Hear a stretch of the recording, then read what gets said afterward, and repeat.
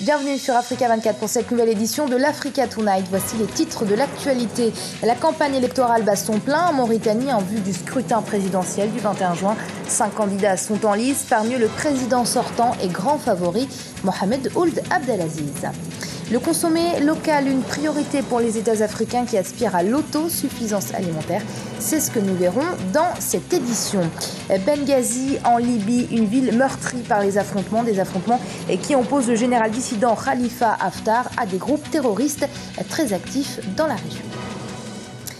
Mais tout d'abord, pour lutter contre le groupe Boko Haram très actif au Nigeria et éviter qu'il ne s'exporte au Cameroun, le président Paul Biya a décidé le déploiement de 3000 soldats à la frontière avec le Nigeria. Ce samedi, le bataillon d'intervention rapide, l'unité d'élite de l'armée camerounaise, a abattu 118 terroristes. La semaine dernière, ils en ont tué 40. Écoutez donc à ce propos l'analyse de Samuel Gembok, géopolitologue. La victoire militaire de l'autorité camerounaise sur Boko Haram va nécessairement aboutir à une riposte massive, disproportionnée et asymétrique de la part de Boko Haram. À ce titre, il faut une préparation à cette riposte-là. Et les moyens militaires ne sont pas suffisants pour contrer cette riposte. Il faut donc continuer à affirmer l'importance du renseignement et la nécessité d'y accorder les moyens humains et financiers adéquats dans le cadre de cette lutte. Mais également, il faut établir une claire répartition des compétences entre les agences de renseignement, notamment la Direction de la surveillance du territoire, la DGRE et les forces spéciales. Au niveau de l'administration, il faudrait également que les administrations, l'autorité locale puissent prendre part particulièrement à cette lutte en accentuant le contrôle administratif sur les différents services de renseignement. Car il ne faut pas oublier qu'il faut réprimer, mais il faut réprimer avec beaucoup d'intelligence. Il faut faire la part des choses. Il ne faut pas lutter pour radicaliser certaines positions ou certains points de fragilité au niveau national. Le 21 juin, les électeurs mauritaniens seront appelés aux urnes pour élire un nouveau président. La campagne électorale se terminera le 19 juin à minuit et 5 candidats battent actuellement campagne. Parmi eux, le grand favori et président sortant, Mohamed Ould Abdelaziz. A noter que ce scrutin intervient dans un contexte tendu entre le pouvoir et l'opposition. Une partie de celle-ci a d'ailleurs décidé de boycotter l'élection. Le point avec Hanan Faro.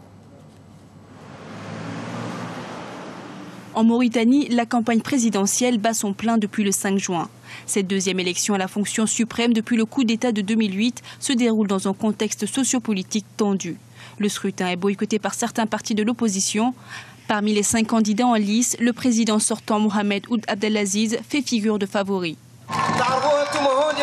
La situation sécuritaire de notre pays avant mon arrivée était calamiteuse, vous le savez très bien. Mon gouvernement a débloqué des fonds nécessaires pour assurer la sécurité de ses citoyens et libérer le pays de la menace terroriste. Alors que le président sortant défend son bilan, ses concurrents enchaînent les meetings pour séduire les électeurs. Au sein de l'initiative de résurgence du mouvement abolitionniste dirigé par le candidat Biram Ould Abed, on estime qu'il faut aujourd'hui un profond changement dans la manière de diriger le pays. C'est une candidature de rupture avec le système de la prédation des droits de l'homme. C'est une candidature de rupture avec les formes d'esclavage moderne dans les mines, dans les usines, dans les ports, dans tous les domaines. L'élection est boycottée par des leaders historiques de l'opposition. Le parti au pouvoir et l'opposition n'ayant pas trouvé un consensus sur le calendrier électoral. Le poids du boycott peut ne pas être reflété par les chiffres, ni par la participation, ni par les chiffres. Vous savez, les chiffres ici, on peut les faire et les défaire. Mais ce qui est important, c'est que cette élection, certainement, elle intervient à un moment où il y a des dirigeants historiques de l'opposition qui, bien sûr, ne pourront plus après, à cause de l'âge, se présenter.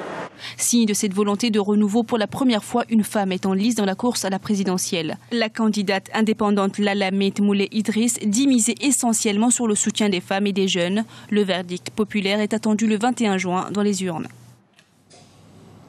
L'autosuffisance alimentaire, l'un des grands défis du continent africain. Pour atteindre cet objectif, l'une des solutions les plus pertinentes est de développer les infrastructures agricoles existantes afin de ne plus dépendre des importations.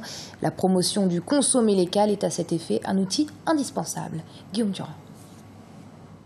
Atteindre les objectifs d'autosuffisance alimentaire et réduire les coûts des importations des produits qui pourraient être travaillés sur le continent.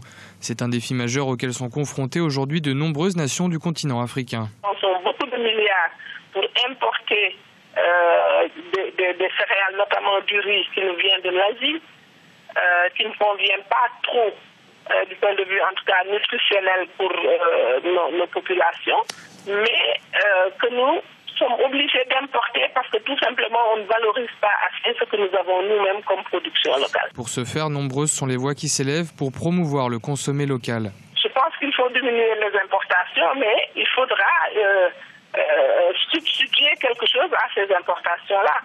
On ne peut pas les diminuer et laisser les populations comme ça, qui n'auront peut-être pas assez pour se nourrir. Donc c'est la raison pour laquelle nous prônons le développement de la culture des céréales, mais surtout l'augmentation de la consommation par nos populations.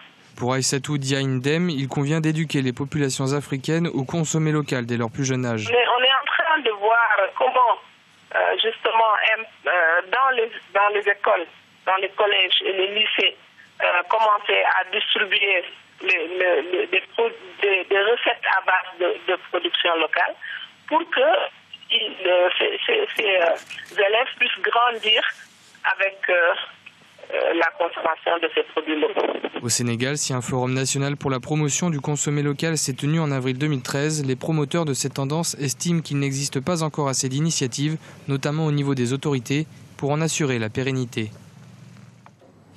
En Tunisie, dans quel ordre doivent se dérouler les élections? L'élection présidentielle doit-elle avoir lieu avant ou après les élections législatives? Une question qui suscite un vif débat dans le pays. Les différentes parties prenant part au dialogue national n'ont toujours pas réussi à trancher. Si la divergence persiste, la question pourrait bien être soumise à l'Assemblée constituante. En Libye, le général dissident Khalifa Haftar rallie de plus en plus de Libyens à sa cause.